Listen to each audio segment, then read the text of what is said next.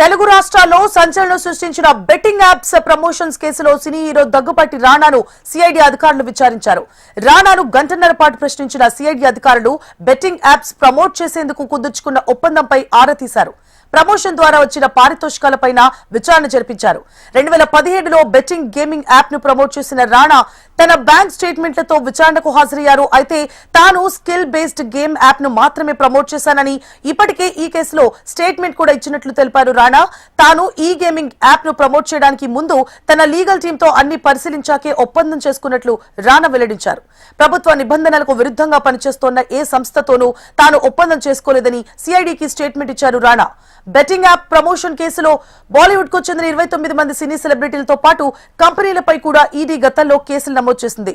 ఇందులో భాగంగానే హీరో దగ్గుపాటి రాణా విచారణకు హాజరు కావాల్సిందిగా సిఐడి నోటీసులు జారీ చేసింది. ఈ నేపథ్యంలో బెట్టింగ్ యాప్ ప్రమోషన్స్ కేసులో సిఐడి పోలీసుల ఎదుట హీరో రాణా విచారణకు హాజరయ్యారు.